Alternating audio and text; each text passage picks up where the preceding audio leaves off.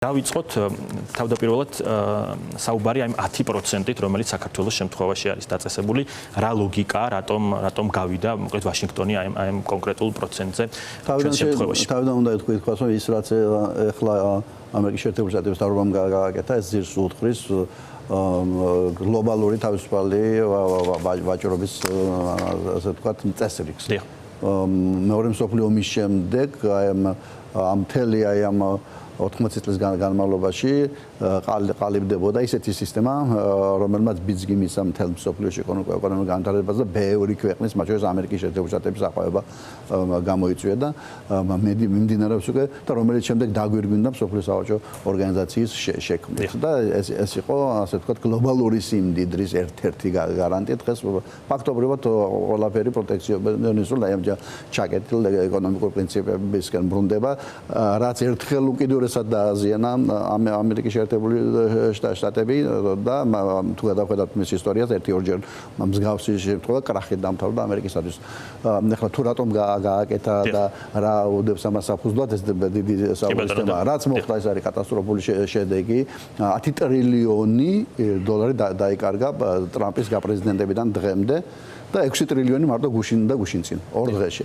როდესაც ამბობენ, რომ ეს ასე ვთქვათ, ამათო დიდარმა მილიარდერმა ამდენი დაკარგა და უშუალოდ მასკმა დაკარგა, ან ცუკერბერგმა თუ ვიღაცამ ამაზონის მეპატრონემ, რატომღაც ეს დანაკარგები აღიქმება თითქოს და მდიდარი ასე ვთქვათ ზიანად, მაგრამ დაკარგა ასეულ მილიონობით მოქალაქემ, რომლებიც ამ აქციებს ფლობდა, მათ შორის უმეტესობა ამერიკის შეერთებული შტატების მოქალაქეებმა, სხვადასხვა უზარმაზარი ზიანი მიადგა ამერიკის საპენსიო ფონდებს, ტრამპს.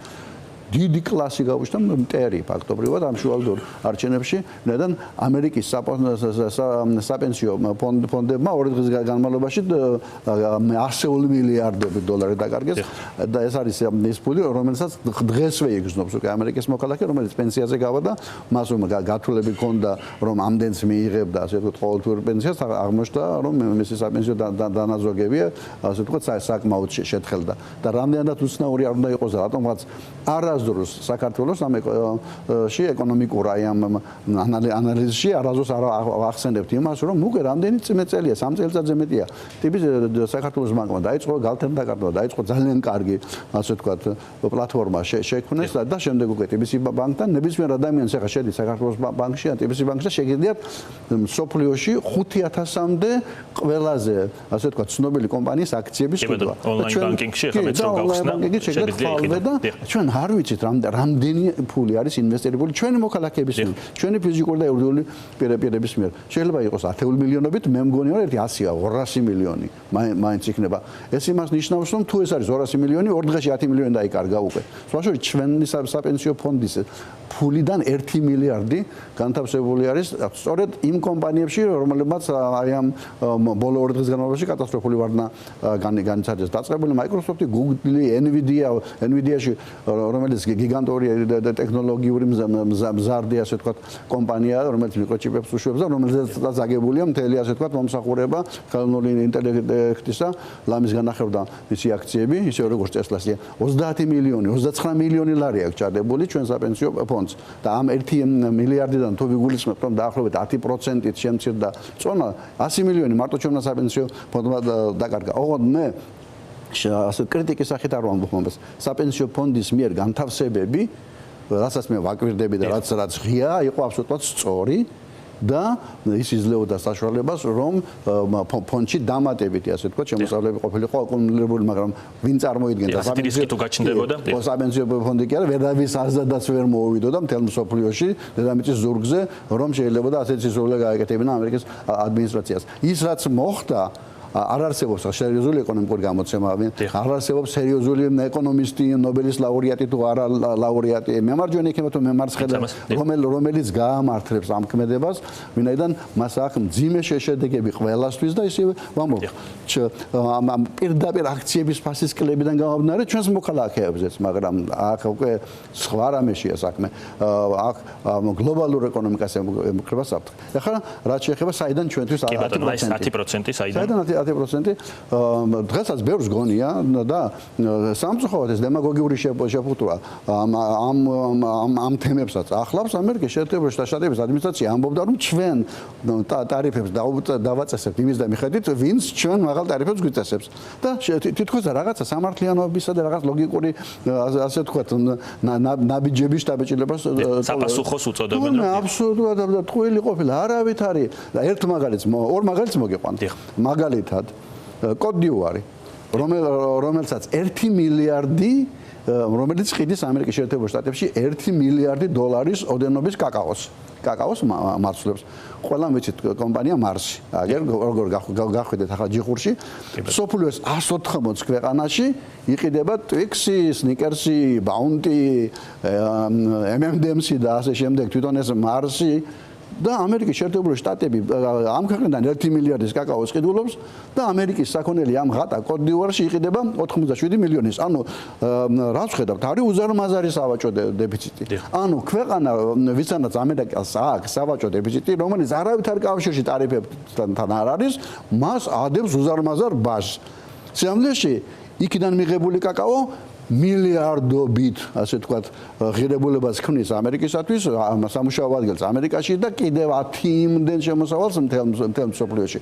ანუ ეს საწყალი კოდ-დივუარი, იმიტომ დაბეგრეს საბაჟო გადასახადით ასეთი მაგალითად, რომ აქ სავაჭრო დეფიციტი. მეორე მოლდოვა, საქართველო, აზერბაიჯანი, სომხეთი 10%-იანი ტარიფით იბეგრება, მოლდოვა 31%-ით. ალბათ ახლა არ შემოწმებია კოდ-დივუარი, უბრალოდ ნახე მაგალი იყო ძალიან.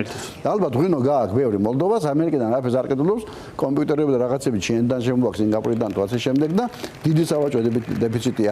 ანუ კურიოზული შემთხვევა. ტარიფები ისრაელმა გაანულა ამერიკიდან შეტანილი ნებისმიერი საქონლის საბაჟო გადასახადი, ანუ იმპორტის გადასახადი ისრაელში არის 0. აგერ ადგა ისრაელი თვალსაჩინო 17%-ით დაბეგრა. მაშინ რა მდგომარეობა საქართველოსთან დაკავშირებით? ვიღაცას გონია რომ საქართველოს პრივილეგირებულ მდგომარეობაში აღმოჩნდა. არა, რა პრივილეგირებულ რა მდგომარეობაში ყიდით.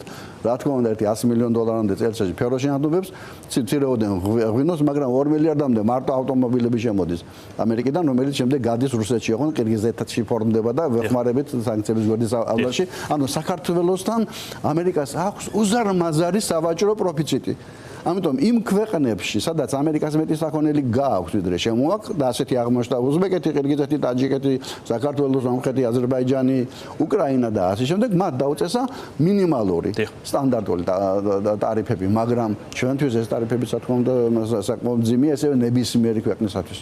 მაგრამ სხვა ქვეყნებს, ხოლო რაც შეეხება უკვე ჩინეთს, ევროკავშირს, აგერ ჩინეთს და ჩინური თემით ამას შეფუთვა აბსოლუტურად არასწორია, იმიტომ რომ არის ძალიან ბევრი ისეთ საქონელი ამერიკული, რომელიც ჩინეთში დაბალი ტარიფით შედის და ამერიკას სწორედაც რომ მისცა ჩინეთს უფლება, რუსეთს მისცა უფლება, ბრაზილიას 100 მილიონია, ფილიპინებს და ასე ინდონეზიას, რომ სოფლიო სავაჭრო ორგანიზაციაში გაწევრიანებულიყვნენ. ეს თავად ამერიკამ დათმო, ასე ვთქვათ, რაღაცეები, რომ ამოდენა გიგანტური სივრცე ასე ვთქვათ, შემოეყვანა და მათ შორის რუსეთი ჩვენზე გვიან შევიდა და საქართველო იყო ერთადერთი ქვეყანა, იგი იყო, რომელიც ბლოკავდა რუსეთის გაწევრიანებას სოფლიო სავაჭრო ორგანიზაციაში და მას შემდეგ რა თქმა უნდა პოლიტიკური ზეწოლის შედეგად იძულებული გავხდეთ რომ გაგვეხსნა კარები და რუსეთს აქ მაღალი ტარიფები ამერიკულ საქონელზე, მაგრამ ამერიკას ეს აწყობდა ვიდრე რუსეთი სოფლიო სავაჭრო ორგანიზაციაში შემოსულიყო და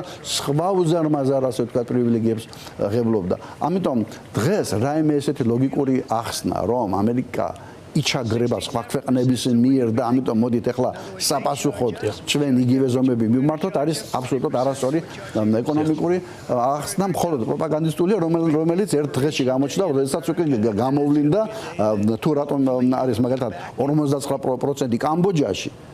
იმიტომ რომ ამ კამბოჯას როგორც ჩანს ისეთი საქონელი აქვს, რომელიც ამერიკაში ბევრი იყიდება და რატომ არის საქართველოში 10%. თქვენ ახსენეთ ავტომობილები, TBC კაპიტალი წერს, რომ ამერიკიდან იმპორტირებული მანქანები საქართველოში გაძვირდებაო, რომ ასე ვთქვათ კონცენტრირდეთ მოკლევადიან და გრძელვადიან რისკებზე, პრობლემებზე, რაცაც ჩვენ დავინახავთ, რაზე შეგვიძლია აქცენტის გაკეთება.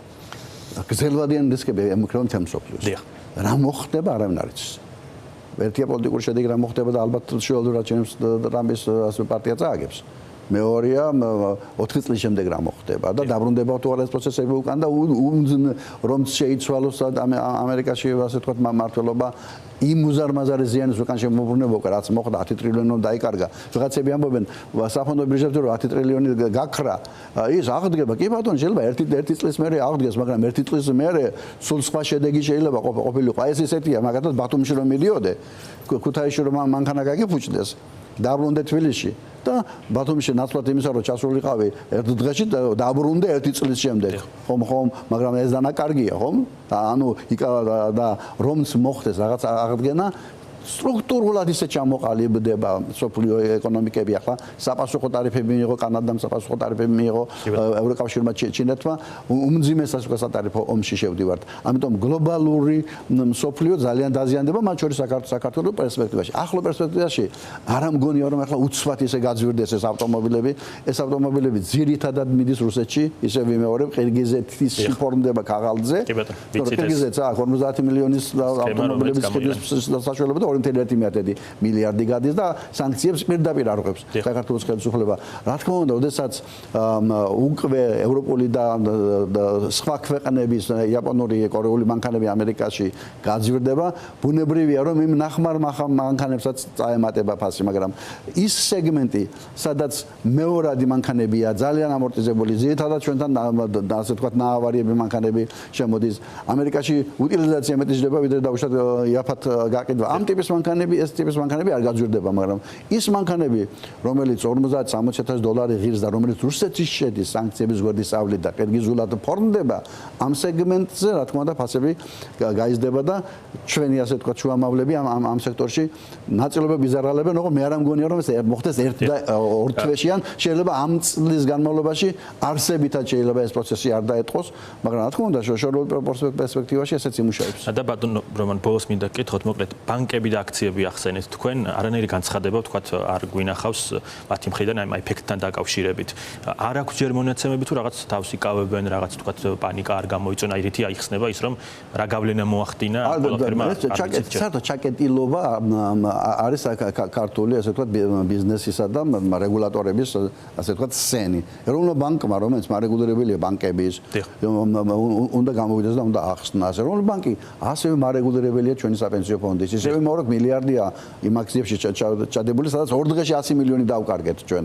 დავკარგეთ და ნელ-ნელა შეიძლება აღდგეს, მაგრამ როდესაც ერთი წელი ამის აღდგენაზე ლაპარაკი, როდესაც იმიტომ ჩაიდო რომ მომავალში უფრო მეტი შემოსავალი მიიღო. ეროვნული ბანკი როგორც მეგა რეგულატორი ფასიანი ქაღალდების, ანუ იგივე სააქციო საზოგადოებების, საპენსიო ფონდის და მიკროსაფინანსო და კომერციული ბანკებისა უნდა თქვას რა ხდება ამ სფეროში. მე გალდერდაგარდმა TBC ბანკმა და საქართველოს ბანკმა, რომლის პლატფორმაც ემსახურება, ისიც მაინც თქვას, ჩვენ მოქალაქეებს რამდენი, ასე ვთქვათ, მილიონი დოლარის აქციები აქვს ნაყიდი მათი პლატფორმების მეშვეობით სოფლიო საფონდო ბირჟაზე. გამოვიდნენ და თქვან ისე ვიმეორებს საპენსიო ფონდთან არავითარი პრეტენზია არ მაქვს, სწორი განთავსება გააკეთა, მაგრამ ღია უნდა იყოს ეს რომ საზოგადოება ამავე დროს მიხვდეს თუ რა ისეთ მოვლენასთან გვაქვს საქმე, როდესაც საქართველოში უკვე ოჯახებსაც კი შეეხო თუნდაც იგივე აქციების ფასის ასეთი კატასტროფული ვარდნის სახით.